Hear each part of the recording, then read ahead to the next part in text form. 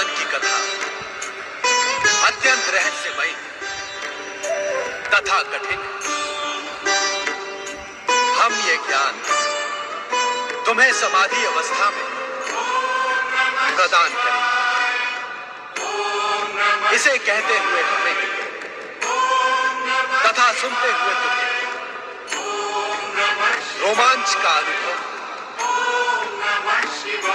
अतः सुनने की सहमति का हुंकार भरे, जिससे हमें यह ज्ञात रहे कि तुम ध्यान से ब्रह्म कथा सुन रही हो। जो आज्ञा।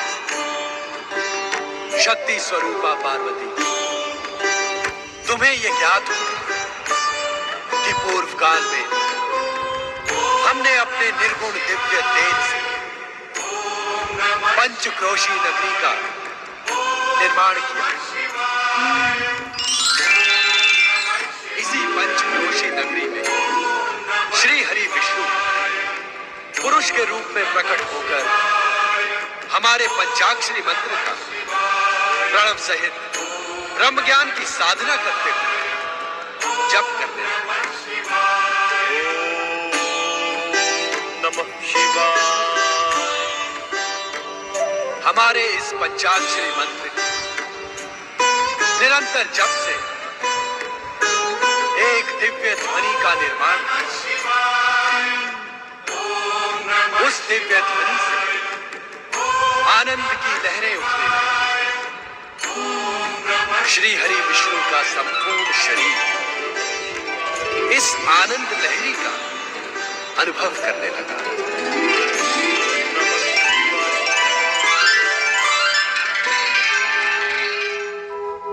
उनके शरीर से पवित्र ओंकारमय ध्वनि निकली।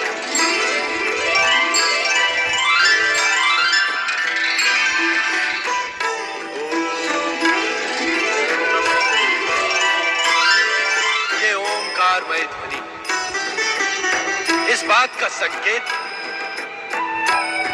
कि परम पुरुष श्री हरि विष्णु को ब्रह्म ज्ञान का साक्षात्कार होने लगा था। यह ब्रह्म ज्ञान शिव का स्वरूप है। जो जीवात्मा कुछ परमात्मा स्वरूप के इस ब्रह्म ज्ञान अपने हृदय में स्थित देखते हैं, वो साक्षात हमें अर्थात शिव तत्व को प्राप्त कर लेते। देवी पार्वती लोक कल्याण तथा निरंतर शिव भक्ति में प्रयत्नशील शुद्ध आत्माओं, निर्मल मन और सात्विक बुद्धि वालों को शीघ्र ही शिव तत्व की प्राप्ति हो जाती है।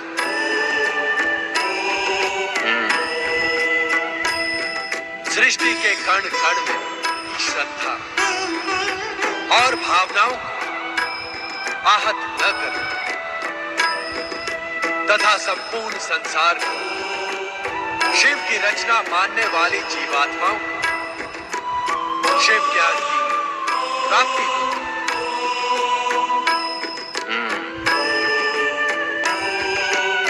अपने को श्रेष्ठ और दूसरे को निकृष्ट न मानना,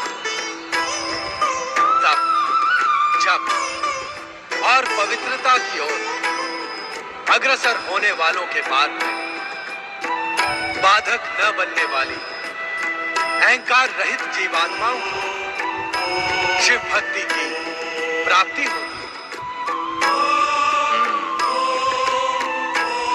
शिव तत्व, शिव ज्ञान और शिव भक्ति की प्राप्ति से मन, आत्मा और बुद्धि तेजस्वी तथा ओजस्वी बन जाती है। इतना प्राप्त कर लेने पर कुछ भी प्राप्त करना शेष नहीं बचता।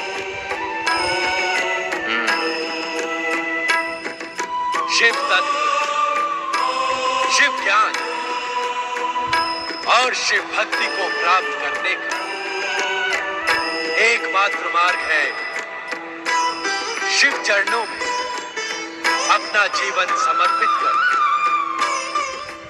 निरंतर हमारे पंचाक्षरी मंत्र ओम नमः शिवाय का जाप कर। हमारे इस पंचाक्षरी मंत्र ओम नमः शिवाय में संसार का सर्वश्रेष्ठ ज्ञान समाहित।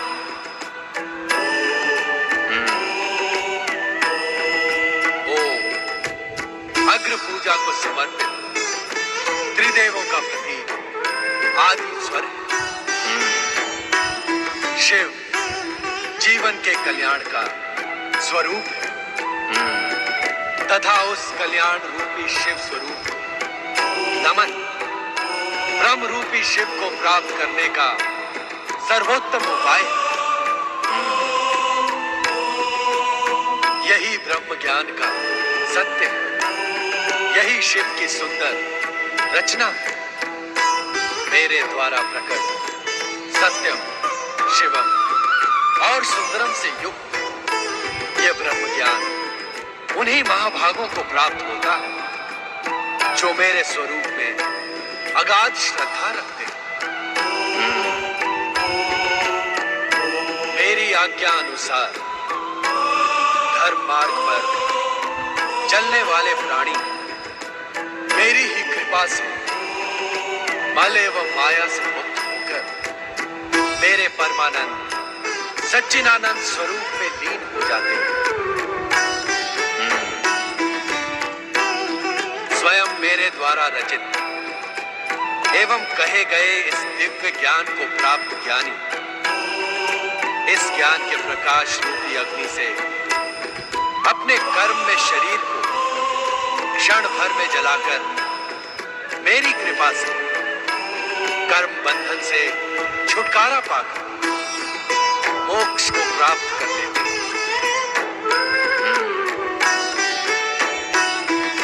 तब इस सृष्टि का गोपनीय से गोपनीय रहस्य उसके सम्मुख रहस्य नहीं रह जाता कारण कि वो स्वयं शिव तत्व प्राप्ति का प्रतीक बन जाता है। यही है परम दिव्य ब्रह्म ज्ञान जिसे पाकर तुमने अपनी आत्मा को मुझ परात्पर ब्रह्म में समाहित कर दिया है।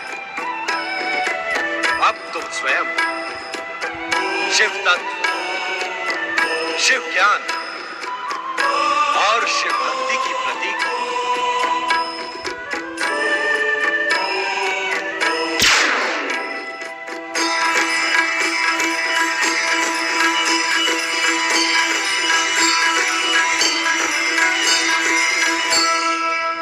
परंतु देवी पार्वती ब्रह्म ज्ञान प्राप्त कर सके इससे पूर्व ही निद्रामग्न हो जाती है और उनके स्थान पर श्रापित कबूतर रूपी ध्रौम्य ब्रह्मज्ञानी हो जाता है। कबूतर रूपी ध्रौम्य को ब्रह्म ज्ञान की प्राप्ति हुई ये भी विधि का ही विधान था। माता पार्वती को सुअवसर मिलने के पश्चात भी ब्रह्म ज्ञान का ज्ञान न होना भी संभवतः शिव लीला का ही अंग था। ये भी अटल सत्य ही है कि इस संसार में जो कुछ भी घटित होता है वो महेश्वर शिव की इच्छा से ही होता है। ब्रह्म ज्ञान का ज्ञान देने के पश्चात कल्याणकारी शिव जब हिम शिवलिंग से बाहर पधारे तो देवी पार्वती को निद्रामग्न देखकर चकित रह गए।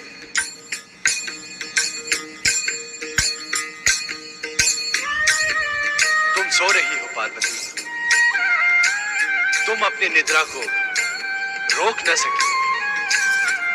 परम शिव तत्व और ब्रह्म ज्ञान की प्राप्ति के स्थान पर तुम्हें निद्रा ही प्रिय लगी। आश्चर्य है हमारे प्रत्येक वचन पर हुंकार कौन भर रहा था? कौन है वो प्राणी जो हमारी आज्ञा के बिना इस दिव्य ब्रह्म ज्ञान के संदेश को सुनकर हुंकार भर रहा था? उपस्थित हो।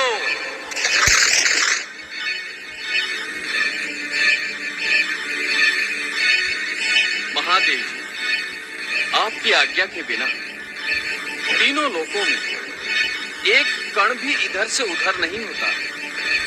मुझे आपके डमरूनाद द्वारा इस स्थान पर पहुंचने का संदेश मिला।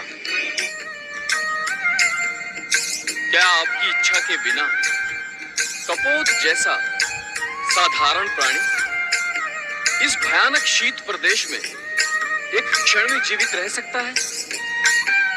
इसके उपरांत भी यदि मैंने आपकी आज्ञा का उल्लंघन किया हो तो आप मुझे दंड दें भोलेनाथ। मैं पापी आपके दंड का ही योग्य हूं स्वामी। मन छोटा न करो ध्रुव। ये सारी माया हमने तुम्हें शाप मुक्त और ब्रह्म ज्ञान देने के लिए ही रची थी। ब्रह्म ज्ञान के लिए तुम्हारी पात्रता पहले ही निश्चित हो गई। अब तुम अपने गुरु के शाप से मुक्त हो। ब्रह्म ज्ञानी ध्रुव।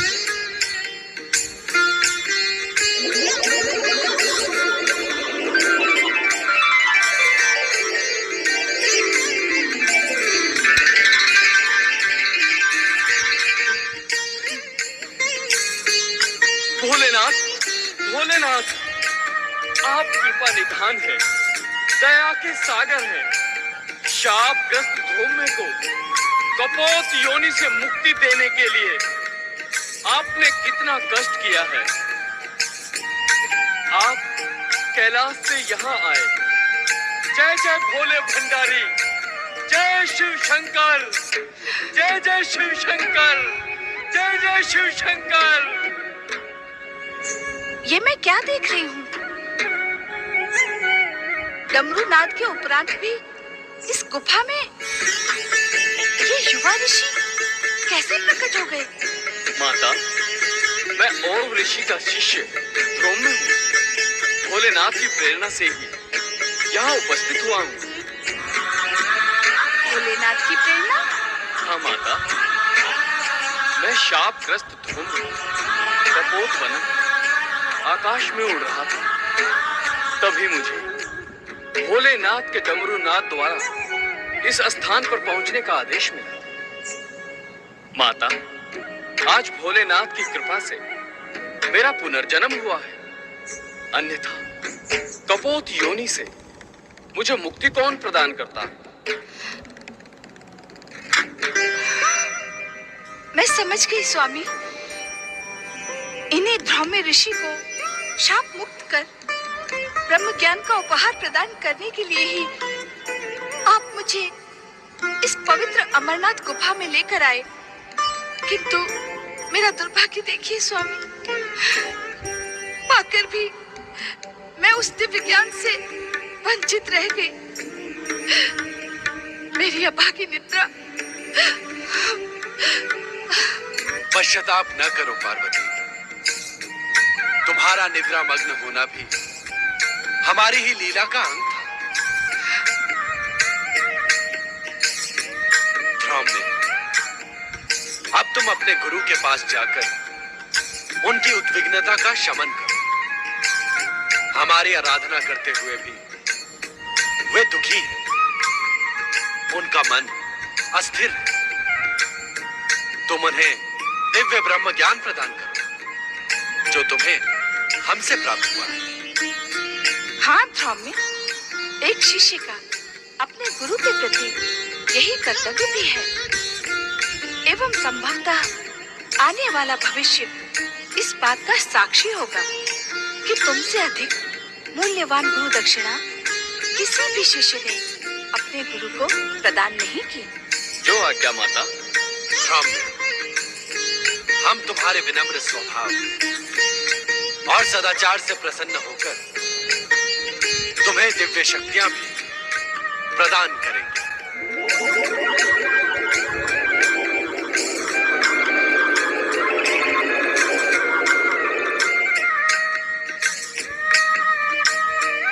मैं आपकी इस महान कृपा के योग्य नहीं था भोलेनाथ। भगवान, अब मुझे आज्ञा दी। जिससे शीघ्रातिशीघ्र मैं अपने गुरु को विषाद मुक्त कर सकूं। ओम नमः शिवाय। स्वामी, क्या मैं अब भी ब्रह्म ज्ञान से वंचित रहूंगी?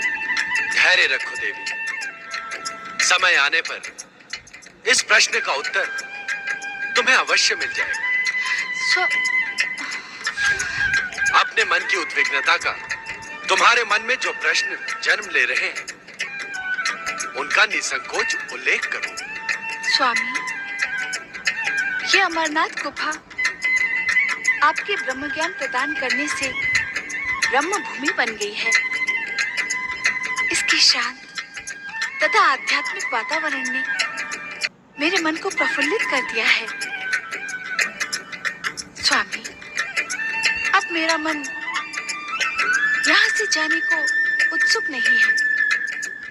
क्या हम इस स्थान पर अनिश्चित काल तक निवास नहीं कर सकते? तनिक अपने नंदी तथा अन्य शिव भक्तों के साथ ही उन प्रियजनों की भी चिंता करो पार्वती, जो अपनी समस्याओं के समाधान के लिए हमारी शरण में कैलाश पहुंचते हैं। हमें कैलाश पर ना पाकर सभी भक्त एवं प्रियजन भी ब्रह्म ज्ञान के लिए प्रयत्नशील होंगे। इससे उन सबका कल्याण होगा। माँ के हृदय में ममता का ही वास होता है। जो ज्ञान तुम स्वयं प्राप्त न कर सकी, उसे अपने भक्तों को प्राप्त कराने के लिए कितनी ललायत हो तुम। तुम्हारी इच्छा का सम्मान करते हुए हम तब तक यहाँ निवास करेंगे जब तक तुम स्वयं कैलाश जाने की इच्छुक नहीं होती। किंतु क्या स्वामी? हम यहाँ इस रूप में न रहकर हमारे प्रति हिम निर्मित शिवलिंग में ज्योति स्वरूप में निवास करेंगे। जो आज्ञा स्वामी।